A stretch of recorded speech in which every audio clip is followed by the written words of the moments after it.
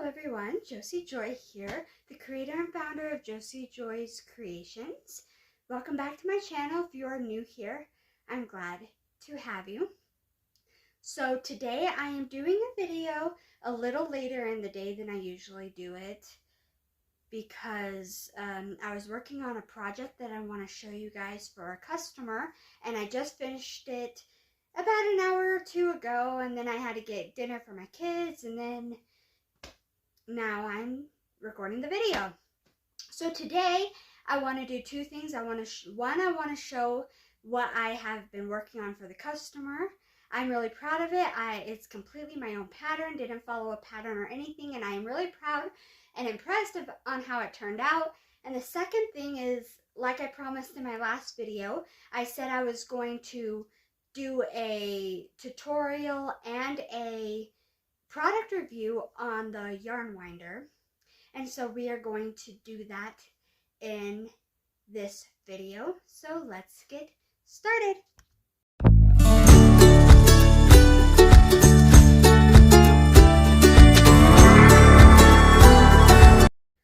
So first things first, I'm going to show you what I've been working on. And so here is this little guy. Ta-da! It is a whale shark. Didn't he or she, whatever you want it to be, turn out absolutely wonderful? I am absolutely impressed. So someone in my church wanted me to crochet him a whale shark for someone he worked with. His wife is having a baby. And I said, you know, I've never done a whale shark, but sure, I'll do it. And I couldn't really find a tutorial that I liked. So I looked on Google Images, and I would pull up images of whale sharks, and I would also pull up some crochet images just to help me get started.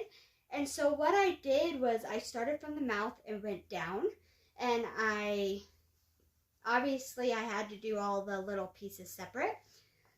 And so it was not an easy thing. And at first, I actually had to do him twice. At first, what I did was the traditional way. So I didn't do a magic ring and worked in a circle. What I did was I chained a certain number in pink. It's kind of like a sparkly peach, actually. I don't know if you can see that in the video. And so, and then I would single crochet down that chain, and when I got to the end, I did 3 single crochets in the end, and then I would single crochet on the other side of that chain, and I kept doing that and increasing until I got to the width of the mouth, and then I would cut off my peach, and then I would join the white for the mouth, for the lips, and I would single crochet in the front loops only, and then when I did the one row up for the front loops only, I would cut off, and then continuing in the white, I would join in the back loops that were unworked, and I would single crochet in the back loops, and then after the first row, I would join the blue. And at first, I did the traditional route where, because half of the whale shark is either gray, blue, and the other half, which is the belly, would be white. And so I would do half of him blue, and then I would have to do a color change and do half of him white, and so forth. But what I was starting to notice was that it wasn't a straight line. As I was doing the color changes, the line was starting to go up, and that really kind of bothered me. It kind of looked tacky, and so I kind of scrapped the whole thing and did a new technique. And so what I did was I decided to do the entire body blue first, and then do the white belly separate, and then just sew the belly on. But what that left me was, what do I do about the eyes? Because if you notice right there, half of the eye is on the blue and half of the eye is on the white. And these are safety eyes. And once you connect the safety eyes inside, they don't come out. And so what I had to do was I had to work the blue up to the safety eyes, and then I had to work the white up to the safety eyes and join the safety eyes. And so I had this white part dangling while I was doing the blue. Another thing that I did was normally when you do increases, you would have to, like, for example, if you had 30 in the round and you had to increase to 36, you would do it evenly. So you would increase every 5 stitches until you get to 36. Well, if you do that, you would have a perfect circle. But if you've ever seen a picture of a whale shark, they aren't a perfect circle. They are flat. Do you see how he's kind of, or they are kind of flat on the top and kind of oval shape, if you see how he's oval shape. And so if I wanted that shape, he had to get wide on the sides and stay flat on the top. So the only way to do that is by increasing on the sides. And so I had to do this 3 increases on each side instead of evenly. And so that's how I did that. And then I also, these little dots, I had to do the dots as I was working, because if I didn't, then, you know, if I waited till I was done with the entire fish, I wouldn't be able to work right here. I wouldn't be able to reach the front of the fish. And so or the whale, I'm sorry. And so I had to do the spots as I was going along. And then also, I wanted the bottom of the whale to be perfect, you know, to be perfectly spaced. And so there are only 2 ways to really ensure that. One way is that I could make sure, I could take meticulous notes while I was crocheting the top. But I can't really do that because I have a 4-year-old and a 2-year-old. And so I can't sit there writing meticulous notes the entire time, because maybe my 4-year-old would distract me, or my 2-year-old would, or they would get their hands on the notes and they would disappear. They would scribble on them. So I can't really do that. And so then I did the other option, which means I would crochet the blue and then I would decrease. And instead of continuing in the blue, I would crochet the white and then decrease. And then I would just keep continuing in that manner. And if you can see, the white belly is perfectly even with the blue, right? So I would do a little bit of blue and then a little bit of white. And so I would remember. And then after that, I did all the little fins. And I did this fin the same thing. I did these fins the same way. I did the entire fin separate in blue, and then I did the white fin separate, or the bottom of the fin separate, and then just sewed it on. And so that is how I did this. Oh, and then he wanted me to write the initials of the baby on them, so I did that too. So VD, it's probably coming up backwards on there, but it is VD for Violet. I don't remember the last name. So that is that, and I am really impressed with how the whale turned out. So the second thing is obviously the yarn winder. So this is the yarn winder right here. I got it from Hobby Lobby. It was $16.17, I believe, which is very cheap, but it's just a plastic yarn winder. So this is the winder. This is the little doohickey that screws onto the table. And I believe it's steel. And so what it does is, if you see this little hole, you just stick it in right there in the hole. And then this part goes between the table. And you just screw it on like that. And then this, if I can show you, you'll see, let me hold it up. You'll see 2 little notches. Here's one. There's one. There's the second one. 2 little notches. And so you will loop your yarn behind the yarn winder in between those 2 little notches. And then you'll also see this. It's supposed to help you keep tension. And so you'll just yarn the yarn in here, and it helps to keep it tight. And then this is the crank, and it will crank it. See? Like that. Okay, so I'm going to hook it up to the table and show you how it works, and then I will give you my honest review on it. So I have it set up now to the table. So I'm going to hook it in there and in here. And I will say that the point of doing this is to keep it a center pull. And I will explain the point of a center pull after I'm done winding it up. Do you see? It just winds it up like that. And you want to keep it at an angle and pull it tight at an angle. Like that. And I'm sorry that my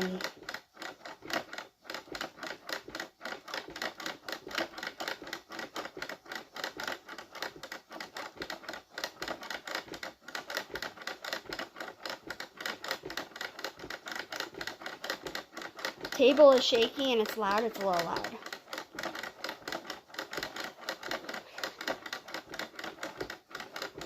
So you will see it starting to wind up.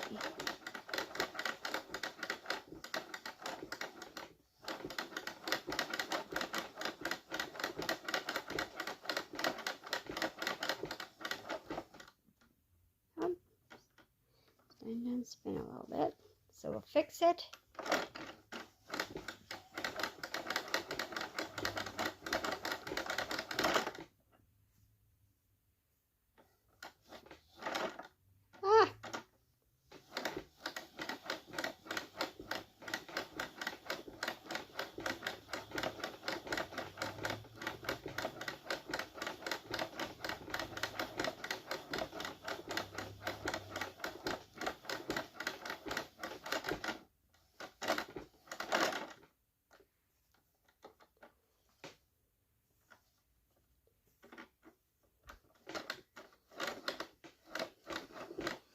Okay, so you wind it like this.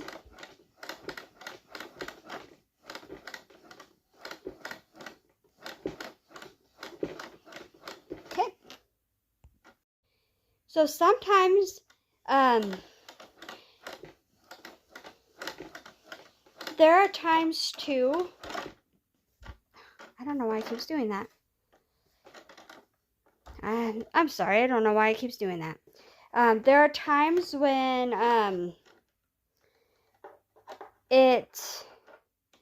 you have to untangle yarn, and when anyone who crochets or knits knows they have to untangle yarn. Sometimes you have to cut it if there's a big knot to untangle it.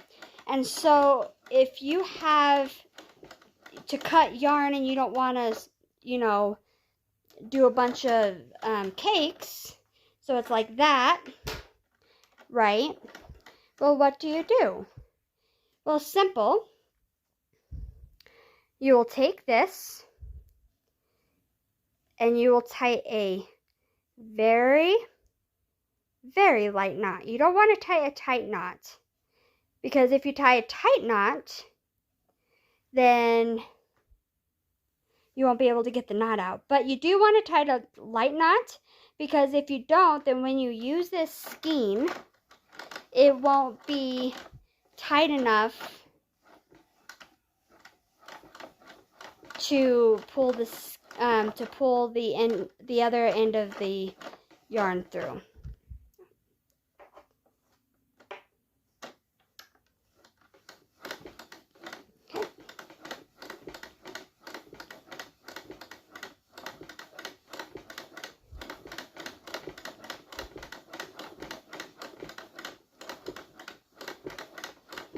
Okay, and I'm almost done with the skein.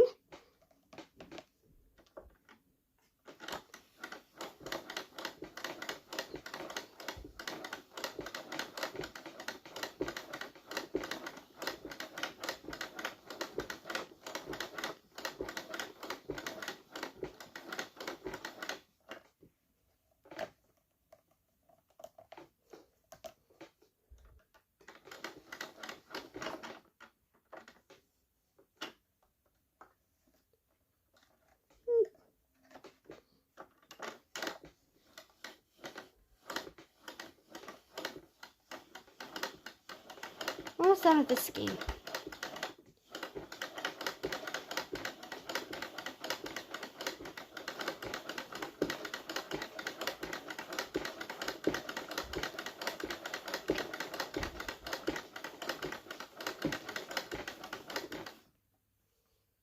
Okay.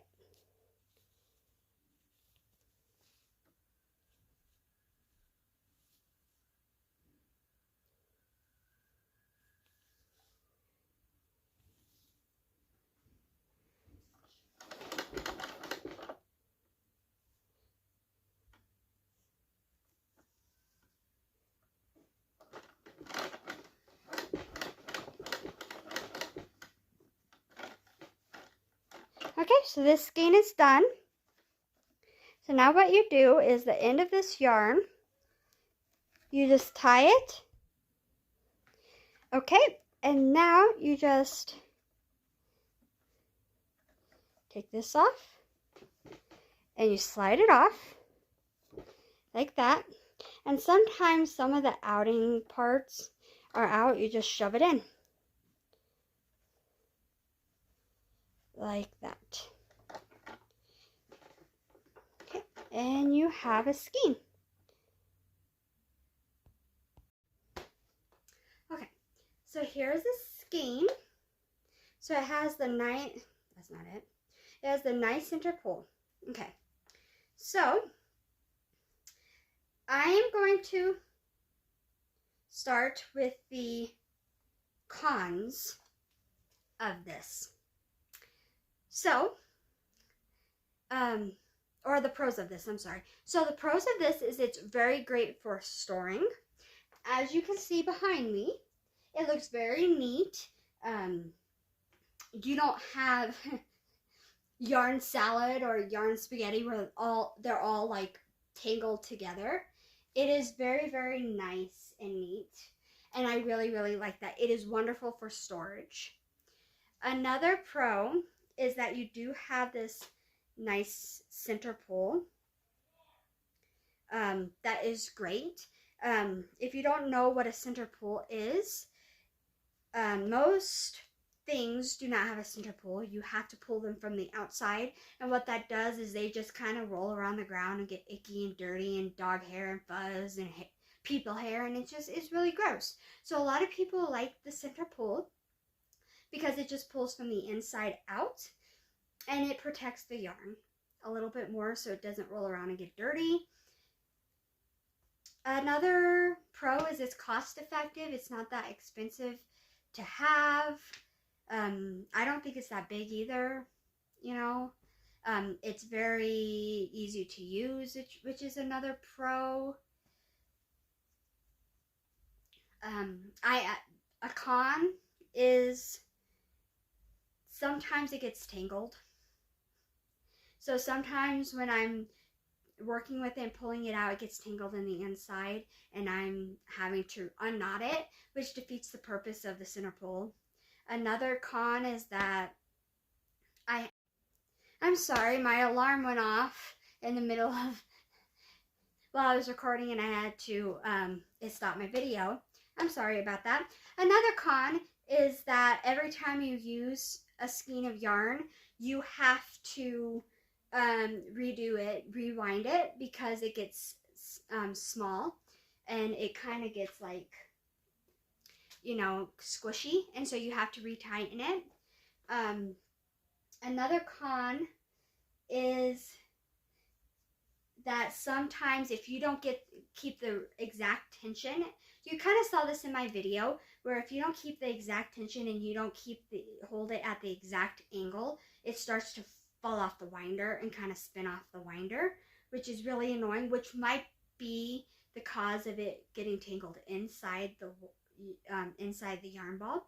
Another pro, which I did not mention, is that it does work for any type of yarn. I used it on cotton. Oops, my cotton fell. That's not fun. I used it on acrylic. I used it on fuzzy yarn. I used it on scratchy yarn. I used it and somewhere in here, I even had big, thick wool yarn that I used it on. I used it on really tiny thin yarn. The only yarn I did not use it on was lace because I don't have lace. But I tried it on every type of yarn and it worked on every type of yarn. So that is another pro is you're not limited on what yarn you can use. Another con, however, is that you need a good amount of yarn, right? At least half a skein. If you have just an itty bitty type of yarn, like this isn't that much, you'll see that it just, it's very thin. It just doesn't work as well. But, oh, and something else I was gonna mention is the terminology. So this is a cake. A cake it just looks, like this. I don't know how to describe the shape. This you might be able to see better. It just kind of looks cool, and it has a center pull. That is a cake. A skein is typically what you would get in a store. It's just like a ovalish ball. Some of them have a center pull. I love this yarn from Hobby Lobby has a center pull. I love this cotton from Hobby Lobby has a center pull. Red Heart, Super Safer from Walmart, and they're also in like Michael's has a center pull. There's a couple other brands, but most of them don't. Then there's the ball. Most balls, I had a ball somewhere. I don't know where I put it, but most balls are ones that you hand roll. But so there's a ball. There's balls. And then there's also the ones that most people don't know, and that is a hank. And those are usually your specialty yarns. Those are usually really expensive, fancy, hand-dyed yarn. And actually, you can get those at Hobby Lobby, believe it or not. Those are going to be your ones that are like $20 or more. Those are because they're hand spun, right? And they're the ones that are kind of twisted. And you can't just take them out of that hank and use them like you can a ball or a skein or a cake. You actually have to like cut them and lay them on a chair or lay them out and either put them in a ball or put them in a cake. You actually have to hand do it, which is annoying. I did that once, never again. It is not worth the trouble in my opinion. So what am I going to rank this?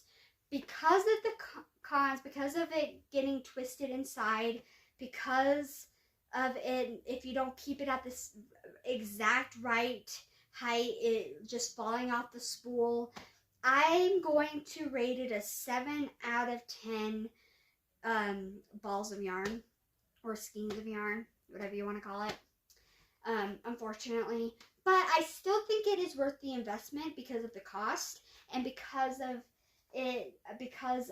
the ability to be able to keep your yarn well organized without it getting tangled. I think that alone makes the investment well worth it.